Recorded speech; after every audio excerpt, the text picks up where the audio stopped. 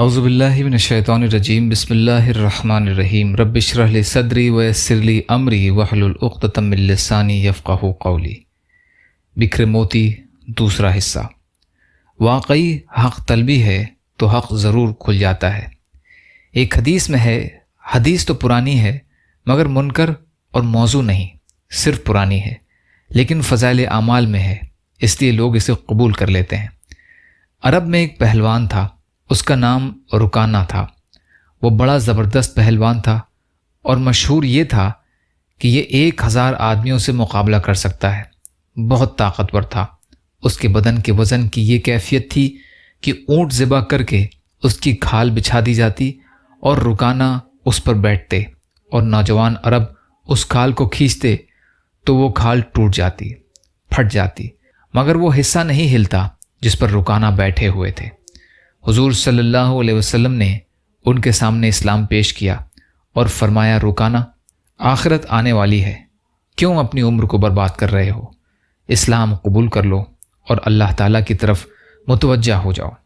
انہوں نے کہا، اے محمد صلی اللہ علیہ وسلم، میں نہ تو کوئی عالم، نہ فقیہ ہوں، نہ سمجھدار، میں تو ایک پہلوان ہوں، مجھ سے کشتی لڑو تو اگر آپ نے مجھے پچھاڑ دیا تو میں آپ کا دین قبول کر لوں گا۔ آپ نے فرمایا، بسم اللہ۔ وہ لنگوٹ کس کے آ گئے۔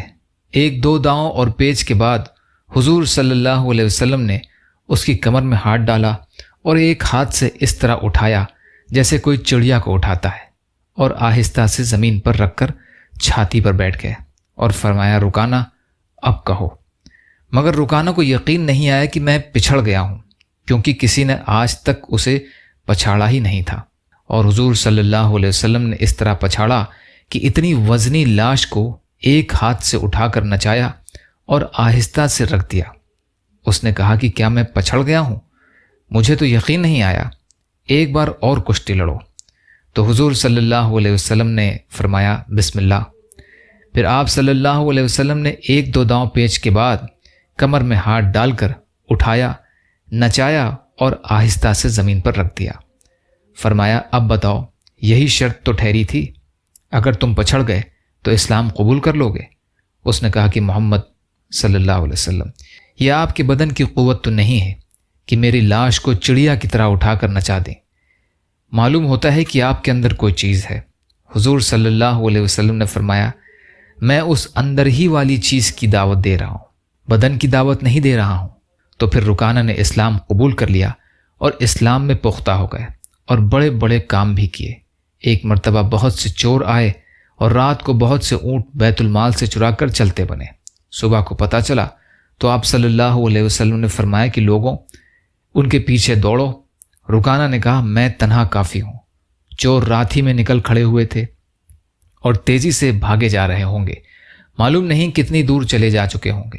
رکانہ دوڑ پڑے اور راستے میں ان کو تھام لیا اور کہا کہ سامان اور اونٹ لے کر واپس چلو۔ چنانچہ ان کو پکڑ کر لائے تو حضور صلی اللہ علیہ وسلم نے ان کو سزائیں دیں۔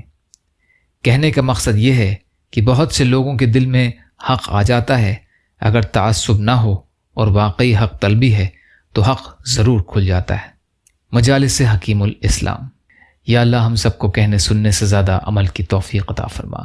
یا اللہ، مظلوم فلسطینیوں کی، کشمیریوں کی، روہنگیا مسلمانوں کی اور مسلمان جہاں بھی پریشان حال ہیں، ظالموں کے ظلم کا شکار ہیں، آپ ان کی بھرپور مدد فرمائیے۔ ہم سب کو اپنی استطاعت کے بقدر اپنا حق ادا کرنے والا بنائیے۔ یا اللہ، آپ قادر مطلق ہیں، ہر شے پر قادر ہیں، آپ کے لیے ہر چیز آسان ہے، ہمارے لیے آسانیاں پیدا فرمائیے۔ صبر اور شکر اور اچھی طرح عبادت کرنے والا بنائیے۔ عزت اور عافیت کی زندگی عطا فرمائیے۔ بغض، حسد، جلن، کینہ، تکبر، ریاکاری ہمارے دلوں سے نکال دیجیے۔ یا اللہ، حلال میں سے دیجیے، حرام سے بچائیے، اپنے غیر سے بے نیاز کر دیجیے، جنت کا راستہ آسان کر دیجیے، جہنم کے راستوں سے آڑ کر دیجیے۔ جو مانگا وہ بھی عطا کر دیجیے، جو مانگنے سے رہ گئے وہ بھی عطا فرمائیے۔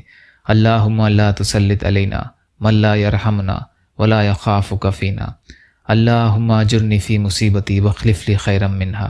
ربنا تقبل منا انک انت السمیع العلیم برحمتک یا ارحم الراحمین۔ لا الہ الا اللہ محمد رسول اللہ۔ السلام علیکم۔